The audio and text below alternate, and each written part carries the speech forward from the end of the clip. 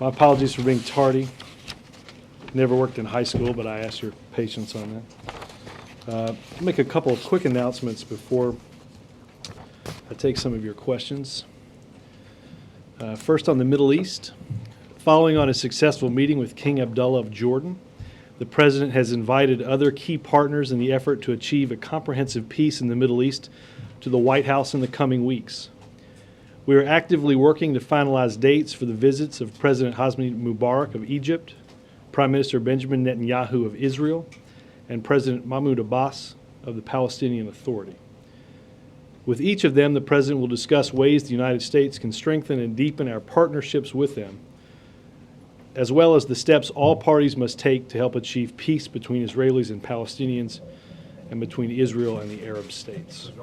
Separate or same day? Separate meetings. No, that'd be. We're gonna do it. We're gonna go to Europe and do it all in one day, just to keep you guys on your toes. No, it is likely going to be all separately over the course of several weeks. Several weeks, not even in the same week. So we can put down our black. I doubt that. Yes. Stop typing summit. All in May? I don't have the total guidance on whether or not it'll be all in May, but By the end of May, do you think? Before Normandy? Yeah, before Normandy? I think in many ways that's likely, yes. Yes. Lastly, if you guys haven't received a notice on this, you will soon. The President will hold a town hall meeting in suburban St. Louis, Missouri, on April 29th, where he will give a progress report on the administration and take questions from Missourians about the administration's agenda looking forward. You all will get a travel notification about that. 100 days. That's the 100 days event. Interesting. You guys are, and and Mark Noller isn't even here, and he would be so darn proud of each and every one of you. All right, yeah, go figure that we might want to leave town on April the 29th. Yes, indeed. Veritable Hallmark holiday.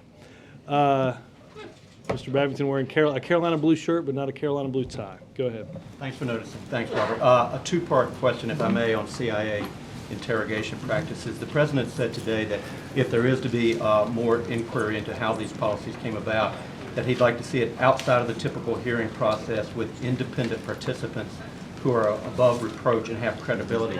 Is he envisioning maybe a panel without members of Congress, something along the 9/11 Commission? Well, I think in general, without sort of getting into the specifics of who or what might comprise something like that, I wouldn't preclude any member of Congress from being part of that. I think the President said that he is fearful of that this could become overly politicized. And I think that the President would see a 9/11 commission as to be in all honesty, a model for how any investigation or commission might be set up, because I think we can all understand that the 9/11 commission was comprised of very respected members that despite being Democrats or Republicans, put their party identification away in order to answer some very serious questions. So without prejudging whether a commission should be set up, I think that's what he had in mind in answering that question. A follow. It sounded as though the President took a somewhat different policy today than his Chief of Staff did on Sunday regarding possible prosecution of those who devised the policies. The President said today regarding those who formulated these legal decisions that that's more of a decision for the Attorney General. And Rahm Emanuel said on Sunday for those who devised policy, he, being the President, believes they should not be prosecuted. Is that a shift in position? Well, let's, instead of referring to what anybody might have said, I think it's important, or anything that I might have said, it's important to refer to what the President said. And what he said over the course of of many months, in all honesty, because this dates back to questions that he received, has received in press conferences or even during the transition. And that is very much, as he said, reiterated today, that he says, as a general deal, I think we should be looking forward and not backward. The president has also said he does not believe that people are above the rule of law. And the president stated accurately that any determination as to whether a law was broken would rightly be made not by the president, but by the chief law enforcement officer of the United States. But it did seem like a sound in at least a difference in tone, if not policy, by specifically saying the Attorney General would be the most likely one to look at those who devise the policy. That sounds different from what he has said in the past, where he always talked about let's just move forward. And in fact, Rahm Emanuel was specific about it. Again, to whatever confusion might exist, I think it's important, again, the president said throughout the campaign that he would leave determinations on science in his administration to scientists, that he would leave determinations about the law to those in the Justice Department. And I think he reiterated that today, that people aren't above the law. I do think it's important to make a distinguishing, to distinguish exactly what the president said last week. The president believes and was assured by the Justice Department that those that have acted in good faith on what they believed was legal won't be prosecuted. And the president still believes that. Yes, ma'am. Robert, I just want to follow up on Chuck's question, because it does seem that there is a shift there. Because if you look at what the president said today, he said with regard to those who formulated the legal decisions, he said that that was a decision for the Attorney General, and he said he didn't want to prejudge that. But Rahm Emanuel on Sunday said that those who devised the policy, he believes that they should not be prosecuted either. Well, So, again, to clear up any confusion on anything that might have been said, I would point you to what the president said. did he have a change of heart on this issue over the last few days? Is he? No, I think the president, as I said, you can date back to the, I think was asked, at least I recall it being asked in the transition, and discussed the rule of law, that nobody in the country is above that rule of law. And just on the issue of a further accounting, which he talked about today, and which Chuck also asked you about, is he actively considering a 9/11 type of panel? No, I It think- seemed like yeah. he was trying to get at something like that. He said that he'd like to see something outside of the hearing process. Well, I think he was asked if something were to be set up, how would it be set up? Right. How would, But wouldn't he be the one to set it up? not necessarily. I'm reminded that Congress has a pretty big say in something like that, given their ability and their lawmaking power. Is he conferring with people on that? I will check if it's something that's active. Again, the president's position is to look forward. If there are those that want to look back, I think the president strongly believes that anything has to be done in a way that doesn't, as he said today, doesn't overly politicize and hamper either the ability of anybody involved to carry out the functions of their job or the functions that protect our country. Yes, sir. What changed over the last 24 hours, though? Because yesterday you were flat in saying that we're not going there, as Rahm was on Sunday. And in the last 24 hours, we've seen groups like MoveOn.org on the left come out and write a petition to the Attorney General saying they want accountability from the Bush administration. Is this an example of this White House giving in to pressure from the left? And I doubt the president has been on MoveOn.org in the last 24 hours, so Okay, no. but then why was Rahm so firm on Sunday, and you were firm yesterday in this very room? What changed? Again, to clear up any of the confusion, I would simply say that the president reiterated that there is, that, as he said, his general posture is to look forward, and that at the same time, nobody's above the law. Why would there be any confusion, as you call it, though? I don't understand. This is Well, a pretty I straightforward topic. predicated your question and posited some confusion with acknowledging. Did you misspeak, or did Ron misspeak? I whether or not anybody was confused or misspoke, I would take what the president said as, I'm informed he got more votes than either of the two of us. Quick follow on what Yes, Vice sir. President Cheney yesterday weighed in on this and said he found it disturbing that the president put these memos out.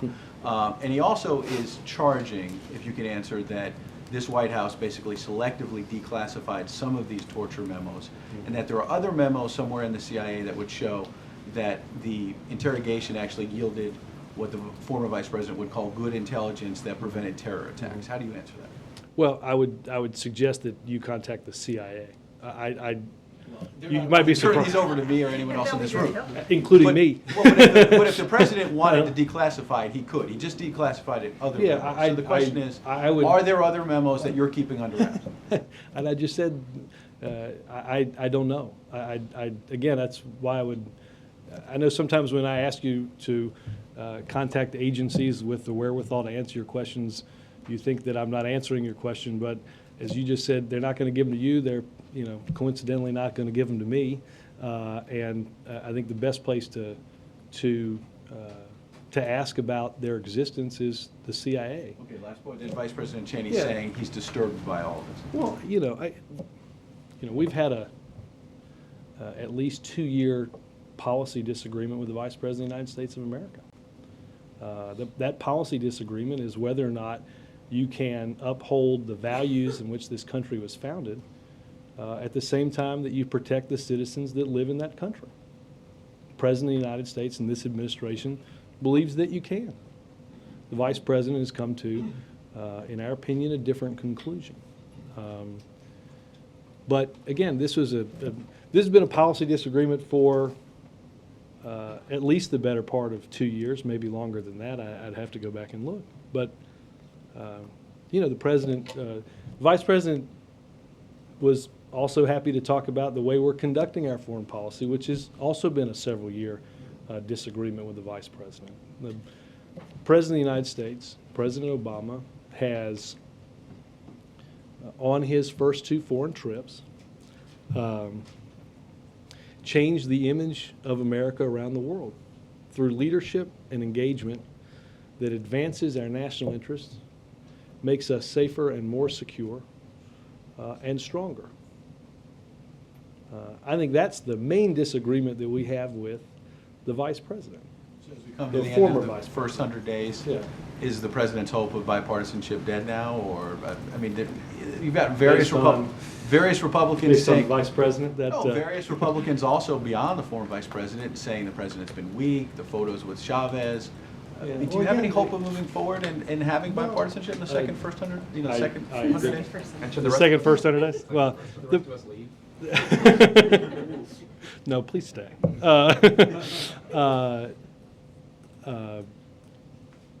The president, as I've said, and as the president has continued to do, will reach out to those that want to work with him on the priorities in making our country not just safer, but stronger economically.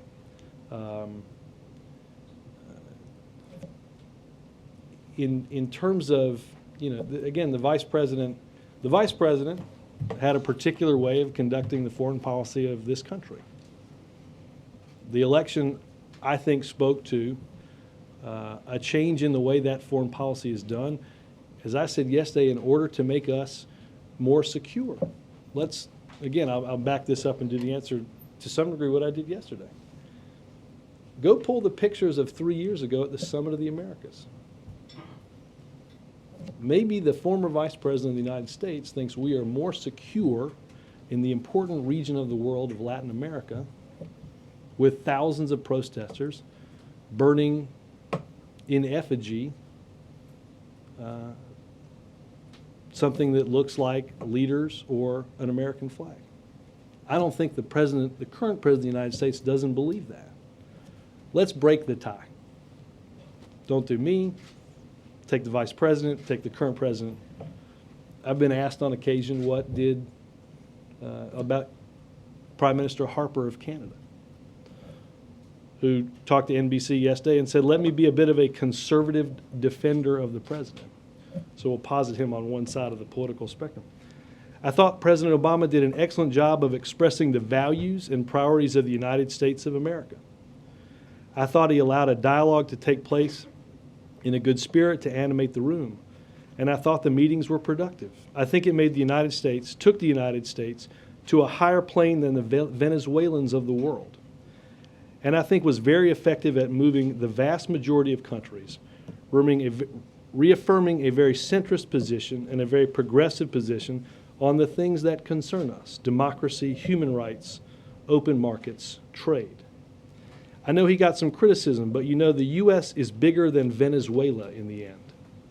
The U.S. is the U.S. And I thought President Obama led in a way that was very effective at the conference.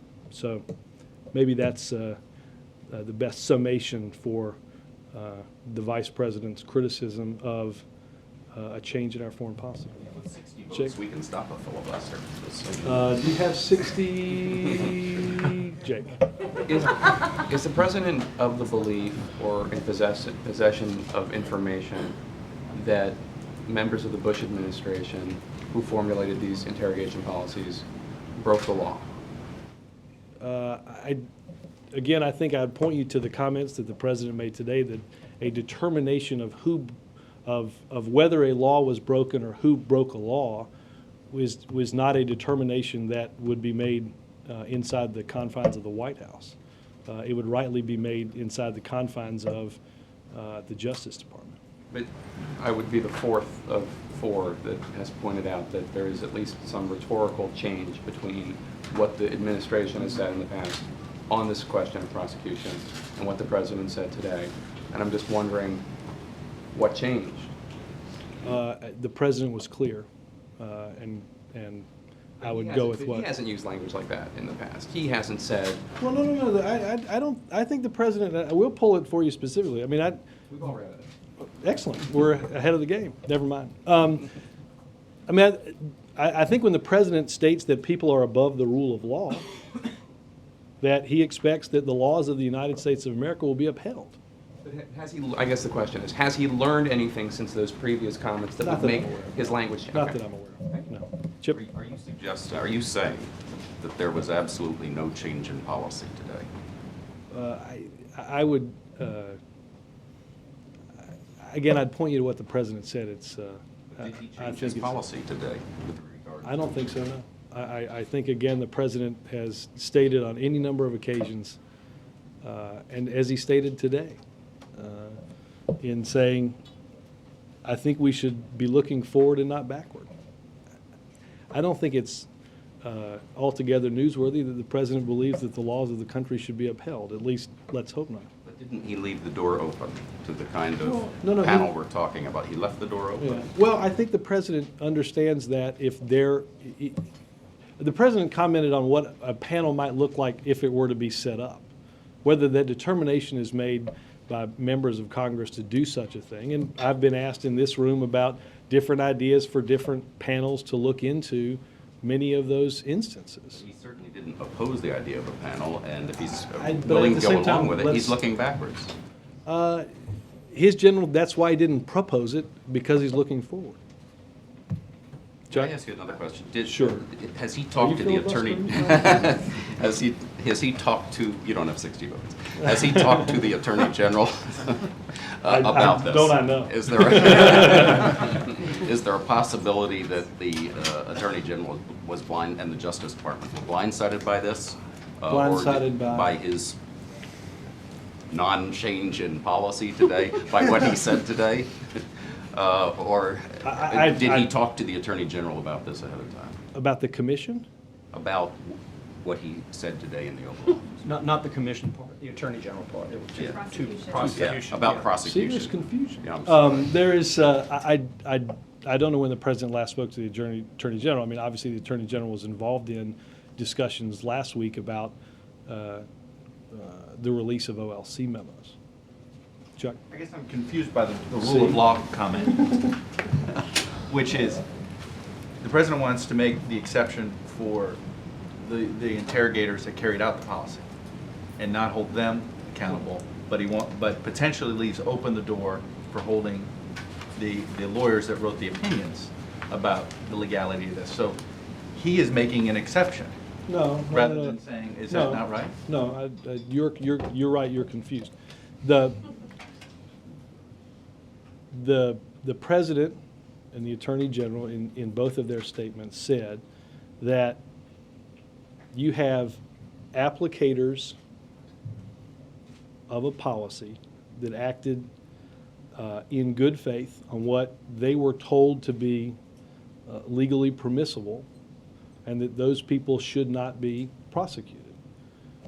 The President also said today that no one should be above the law. The President's determination, I guess it's a little bit like... I've watched A Few Good Men One Too Many times, I guess. But, you know, if you're going to start up this... I was going to do a line, but I got to sort of like, can you handle the truth, Chuck? Yeah, I know. If you're going to keep going up the ladder here, then where does it stop? Well, that's a determination for the legal department to make.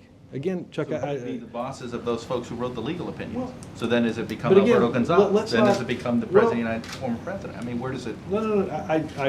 I think it is important to understand that the President has stated on any number of occasions that he's not the Chief Law Enforcement Officer of the United States of America. We've got pretty good historical examples of what the Attorney General's power is. I think a determination as to whether a law was broken should be made by the Justice Department. And then if a law was broken in the interpretation of it, the people that were carrying it out are not held responsible in this case. Well, I mean, I think, That's a flat determination you guys have made. yes, because they're acting in accordance with and in the good faith of understanding what someone told them was legally permissible to do. You know, if somebody tells you the speed limit is 55, and then you get pulled over for doing 55, and they say, well, sorry, sir, the speed limits shouldn't be 55. Well, you're following the law.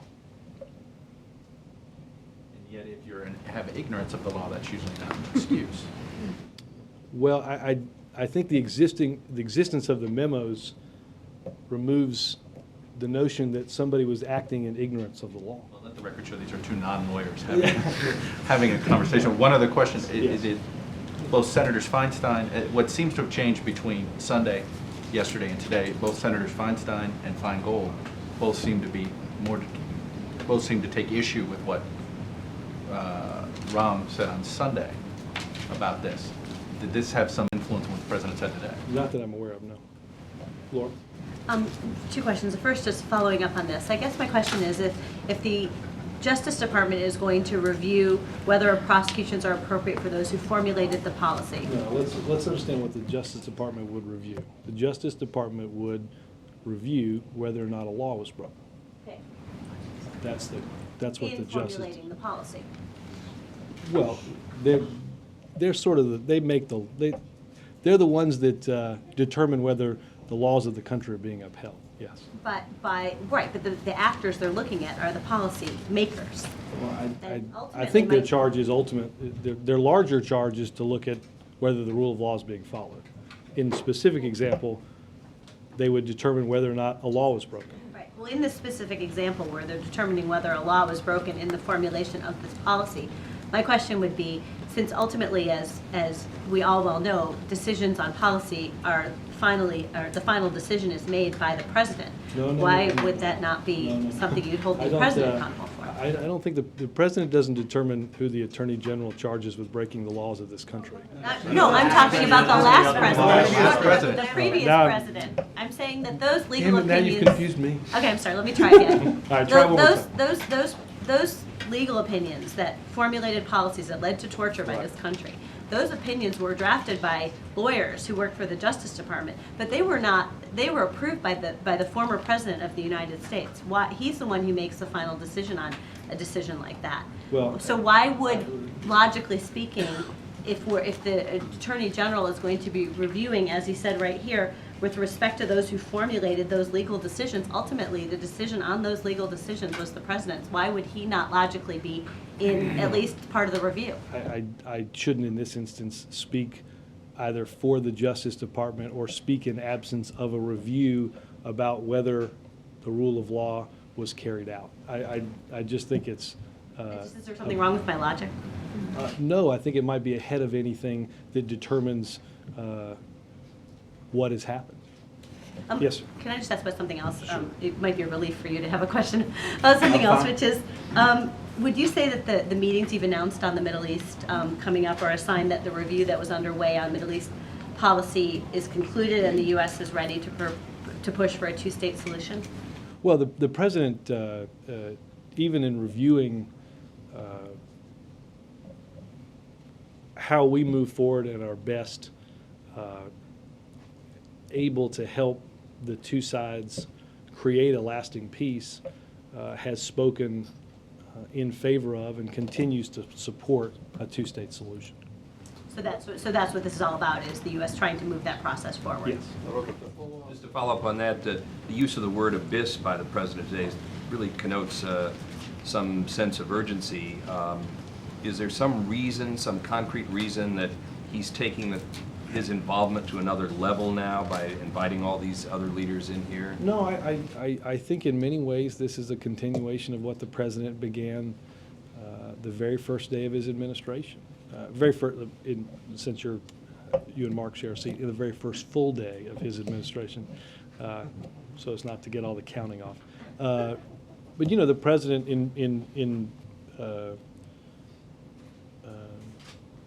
I guess the overlap isn't complete, but the president on that first full day made calls to many of the same people that, granted, one of the governments obviously in Israel has changed, but many of the same actors and heads of state to reaffirm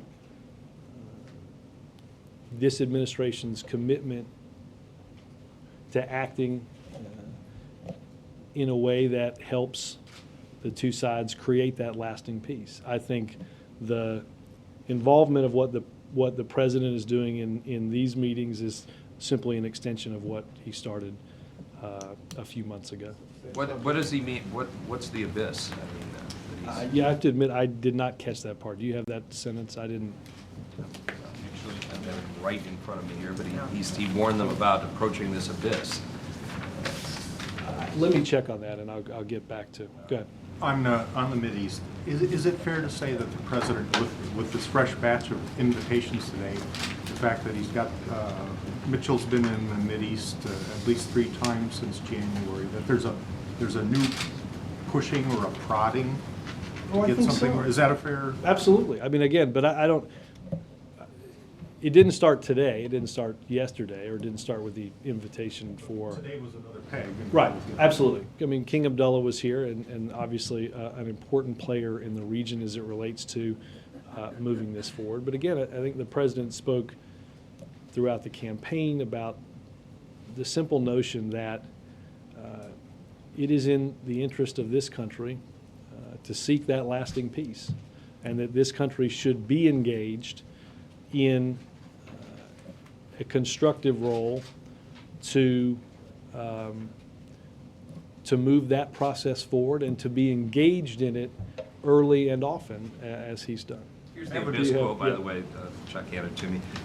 What we want to do is to step back from the abyss, to say, as hard as it is, as difficult as it may be, the prospect of peace still exists. Well, I think I think what the president meant there was, obviously we've seen over the course of the last few months,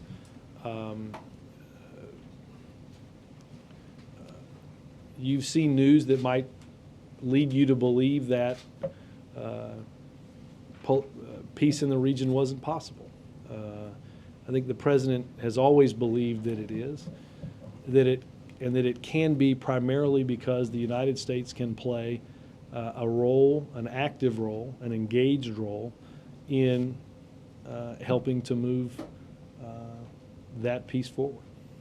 Well, I'd like to follow up on another question, if I may. The president visited Caterpillar in February, part of a stimulus rally just a few days before passage.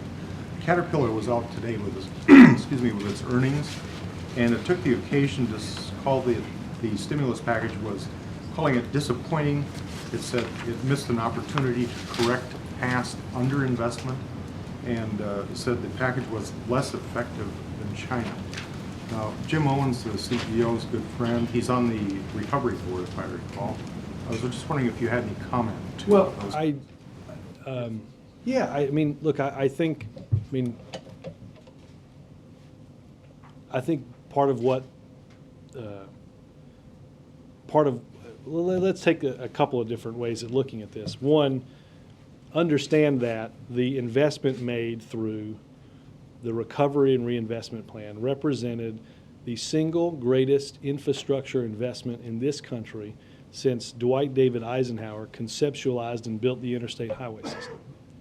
The president is in strong agreement with many that believe for quite some time our infrastructure needs have been neglected.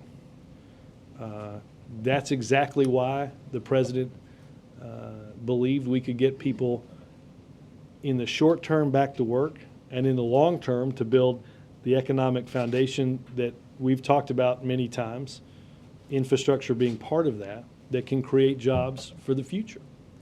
You know, there's always been a tension in the stimulus bill about, and you guys asked me many times, what percentage of spending can be accomplished in a 2-year or year-and-a-half time frame, what's the spend out rate, all these intricate CBO numbers. I think in some ways there's a tension between some infrastructure projects which are being funded through the reinvestment plan, 2,000 approved to date, that are in accordance with the definition of recovery and stimulus, and then there's long-term projects. The president has been actively involved and has met with Governor Schwarzenegger and Mayor Bloomberg about the important decisions that are going to be upcoming about the long-term transportation policy of our country as it's enumerated every 4 or 5 years in a larger transportation funding bill. I think in many ways, without having read the story or the report, I think in many ways there's a tension between what's an infrastructure project, what's a stimulus project, how they overlap and why. All that's to say the president believes that we do have urgent infrastructure needs that need to be met. He'll be addressing that as he and the Congress undertake the reauthorization of what's commonly known as the transportation bill that's up for reauthorization. But at the same time, I think takes great pride in the notion that the greatest investment that's been made since the 50s was made under his administration. I think he was surprised by the company's comments. I doubt he's aware of them. Yep. I'd like to go back to the CIA if we could for a moment. Sure. The CIA has said in testimony and again today that it believes the use of these enhanced interrogation techniques obtained valuable information that in one specific instance at least, alleged plot that would have occurred in Los Angeles, information was derived to prevent an attack. Does the president believe that, yes or no? And secondarily, would the president have an opinion as to whether or not that would be a mitigating factor in the Justice Department evaluation of whether to proceed with an investigation or a prosecution? I'd have to take a look at exactly what you're referring to, and I would leave any determination legally up to the Justice Department. I think that's Go back where to that Laura's lies. question. If there is a continuum from those who were in the field carrying out these enhanced interrogation techniques to those who authorized them at the highest levels, is what you're saying at the podium today, the Justice Department will not, under any circumstance, investigate or prosecute those field officers who did it, but the field above them is open all the way to the top. Let me, instead of yes or no, let me be I tried to formulate the question as Sure, specifically as I could. Let me do it in my own words. The President and the Attorney General believe, and both stated last week, that those that undertook actions based on their legal understanding and their good faith understanding of what was legally permissible, as the president said today, shouldn't be prosecuted. At the same time, the president believes that nobody in the country is above the rule of law. I just don't want to prejudge in your continuum. I'm just, I'm not a part of the Possible for the Justice good Department. faith standard to be applied to those who formulated the policy. That Well, is, that they believe that, considering I- the circumstances and the asymmetrical nature of the war, which not only the Pentagon, but the Justice Department, this White House have always acknowledged, there are no flags, there are no countries, it's a different kind of situation, that good faith application of what they believed was legal could apply not just to those who carried it out, but to who formulated it. Well, I think that's a legal determination that, again, I'm going to leave to the lawyers. One last question. Yes, On the question of looking back, if the president is asked about a hearing or a group to investigate and says, I'm open to it, isn't that the same, or how is that different than him proposing it? Isn't that the same way? He's sending a signal to Congress that it's okay to look back. If he didn't want to look back, couldn't he just say, I'd prefer that Congress not do this? I'd prefer that we not have a 9/11 type commission hearing, and I want us to focus all of our attention forward. You've enhanced the powers of this president in this town, and Is he sending a signal, though, that he's open to it? And by that very nature, green lighting, looking backward? no, I think the president was asked if it were set up, and he said it's something that he would consider. I don't. That's not a green light? He's not proposing it. I mean, I think you saw the statement that we put out last week. I think it was pretty fulsome. Mike? What's the president going to talk about when he goes to the Holocaust Museum on Thursday? I will get you some information. I don't have that ready in front of me. I was working on other things. My apologies, but I'll get you something more specific on that. Yes, sir. At the risk of belaboring this, I want to. Oh, come on. Yeah. Nice try. Someone was asked yesterday in the building about Rahm's comments. We were told that Rahm's comments, when he said those who devise a policy, was distinct from the lawyers. Those who devise a policy, he meant with those who took the lawyer's advice and said, our policy is, Major was talking about, our policy is to do thus and such. And then there are those who actually executed it. And that what Rahm was talking about was this middle category, in effect, between the lawyers who said this is possible, this is not possible, and those who actually conducted the interrogations. So there are three categories, right? People who say, the lawyers who say this is what's legal, Right. the policymakers who say, okay, if that's legal, then we authorize this, and the people who then conduct the interrogations, right? We were told yesterday that what Rahm was referring to was this policymaker category of people who took the advice of the lawyers and said, okay, our policy is to do thus and such. Is then, when the president says, I guess the question then, again, is parsing, I know, but when the president says those who formulated those legal decisions, is that lawyers or policymakers or potentially both? I honestly, without parsing that, I don't know the answer to that. But he said those who followed Foursquare's, within the guidelines that the lawyers came up with, shouldn't be prosecuted. Could policymakers have followed Foursquare within the guidelines that the lawyers gave them and therefore not be prosecuted? Again, I think the parsing of some of this is better done through a filter of the rule of law and done at the Justice Department and not done here at the White House. It's just been done by the president. Now we're just trying to figure out what he meant. Well, and I will endeavor to get some further clarity on that. But again, I think what he speaks to more generally is that the determination of rule of law is not going to be made in this building. It shouldn't be. It should be made at the Department of Justice. Robert, I think that's an important point, because if you read what the president says, literally, he's not ruling out prosecutions up to and including his predecessor. Well, I know there's a desire to whip right through this, but again, I think you're well ahead of any possible determination or even any possible investigation. That's again a determination that the determination as to the rule of law is again, it's going to be made at the Department of Justice. But you've asked us to look at what the president said. That's all we're trying to do. I understand, and I'm looking at it right here. Can you I mean, Well, I have endeavored to try to find greater clarity in all of what he said. It's fair to say what was just said, that it I leaves didn't say it open this wasn't unfair. possibility. I'm just, But he has made a determination Don't on move the on, rule right of law in terms of the people who carried out the policy. He didn't leave that to the Justice Department. He said the people who actually did the interrogations are not Are going to be exempt. prosecuted. So that's a Right, rule of law because- determination he's already made, so one's been made here in this building. Isn't that fair? based on the fact, I think it's a fairly sound legal precedent that the determination,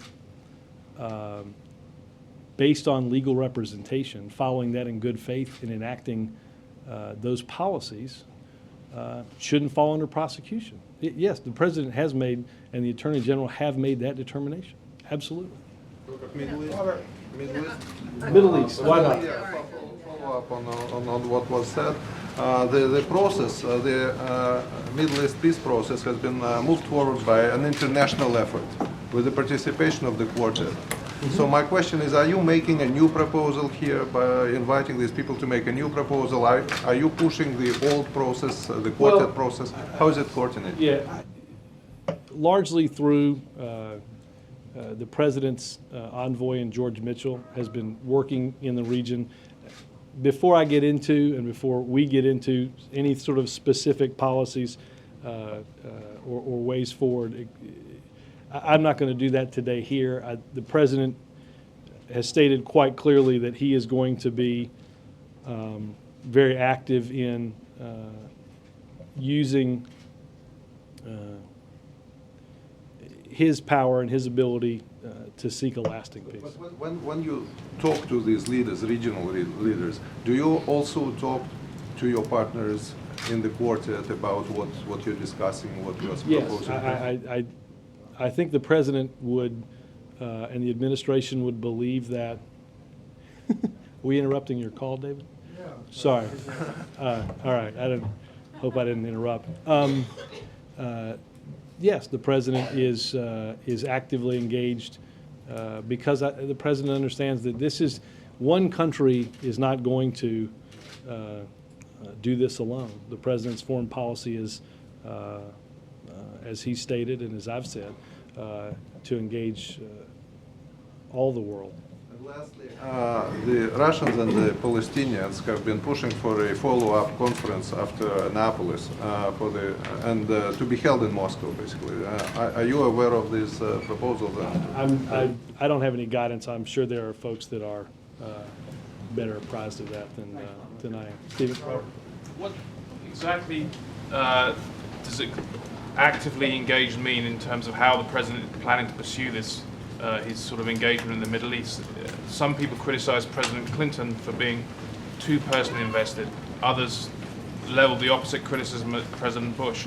Is there a sort of model which he's trying? Is he going to be a facilitator, a mediator, a negotiator? Well,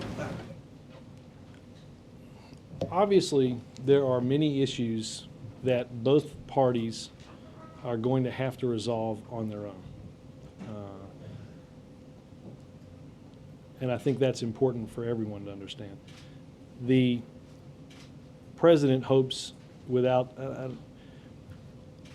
don't want to pick a specific model, but I think the president believes that the value of this country's input and the value of helping to lead the world in working toward that progress can't be done on a part-time basis. It can't be done in a way that focuses on that at some point and then leaves the playing field empty in the future. And I think that's why the president was involved in this, as I said, the very first full day of his administration, and why he continues to be. Thank you. Anything on the Jane Harmon story, Robert?